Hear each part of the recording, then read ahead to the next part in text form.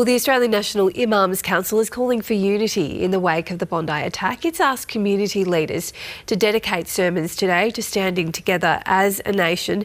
Spokesperson Bilal Rauf joins us now on the show again. Good to see you, Bilal. Thanks for joining us on News Breakfast. Good morning, Bridget. Tell us about the message you've sent to people around the country about what you'd like to see at Friday prayers.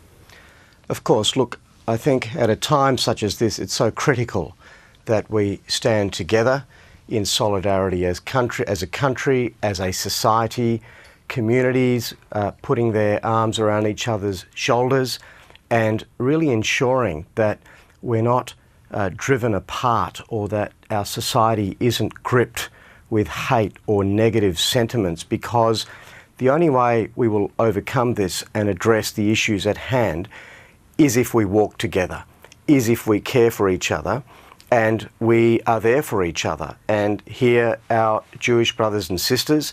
So that's really the message, and that really comes from an experience where only a few years back the Australian Muslim community felt the trauma of Christchurch, which of course was perpetrated by an Australian in Christchurch, as we know.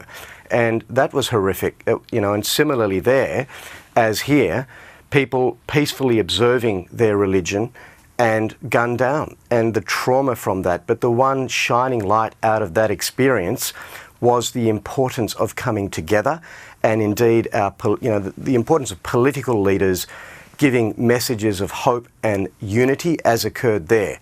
Whatever one might say about the policies or laws of New Zealand's at the time, they responded admirably, and it's something that we can really take a lesson from, and certainly the Australian Muslim community has taken a lesson from in advocating for unity and standing together and reaching out to each other, being together, because that's what we need to do. That's the perpetrators of these horrific crimes. That's precisely what they don't want.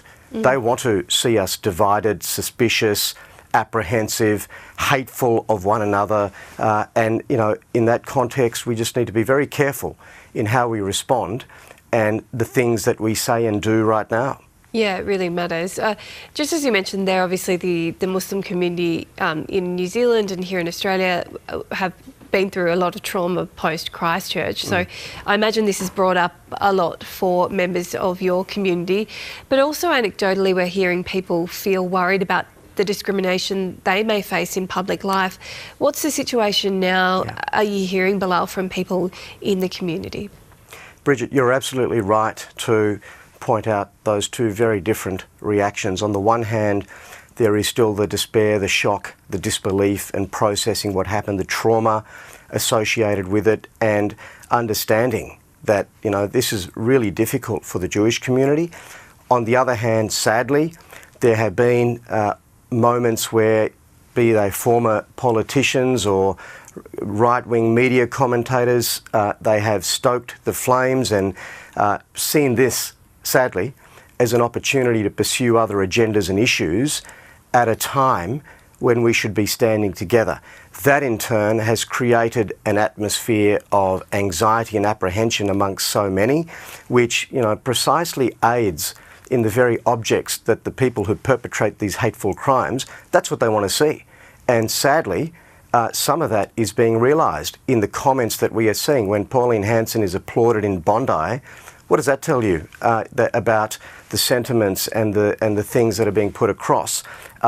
It's concerning, and I hope that as a country and as our political leaders and community representatives, we can give messages of hope and kindness and unity and standing together so that we can all tackle this together, approach this together and build bridges. That's the only way we'll overcome it, not through any punitive measures, not through any authoritarian measures or steps.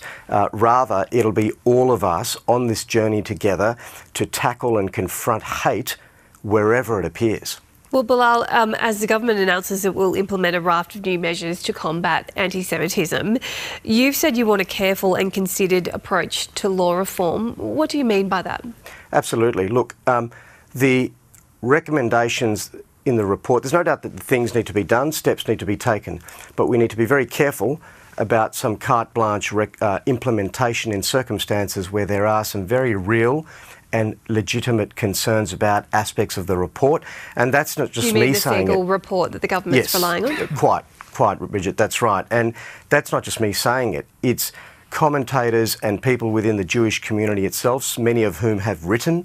You know, I think of Anthony Lowenstein, David Lisar, etc., others who have reflected concerns about aspects of the report, including its failure to really distinguish and clarify when comments and genuine grievance and distress about what's occurring in Israel and things like that, when that suddenly now might become suppressed as well and associated with anti-Semitism when it is not.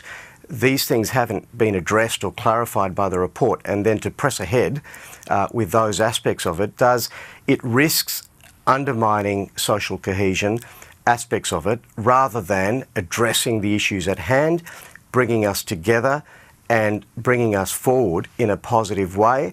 And as I say, this is not just me saying it, it's me stating and reflecting sentiments expressed by many in the Jewish community itself. And so whatever it is, work needs to be done. Steps need to be taken. There is no doubt about that. And we need to confront the hate. There is no doubt about that, no dispute about that. But we need to move together. I come back to the fundamental or overarching guiding light here, which is that we need to move together as a country, as a society, as people side by side, with all of our different cultures, backgrounds, languages, colours, religions. But we move together as Australians for the well-being and benefit of Australia, and we ensure that the proper support is given to the Jewish community. That's what we need to do. That's what our leaders need to reflect and echo, rather than messages which risk undermining that. Also, the government appears to be, is certainly concerned, and certainly members of the Jewish community are concerned about so-called hate preachers. It's a little bit unclear as to where these people are situated, and it's obviously a world that a lot of Australians are not privy to. But are you concerned about some of these preachers and the messages they're sending to young men especially? Sadly, Bridget, there is hate everywhere in our society. Be it online, be it in actual places, mostly online, I must say. And, you know, again, as Australian Muslims, we have experienced that very directly with so much of the right-wing hate spewed online. And we've been saying for years that it's an issue. We need to deal with these things wherever it appears. And whether it be preachers, whether it be individuals, whether it be people who just want to find some relevance and audience because they otherwise have no meaning in their life. And so, yes, we need to confront that in all of its forms and guises, but that's something we need to do together. Bilal Rauf, thanks very much for coming on the show again. We really appreciate it. Thank you, Bridget.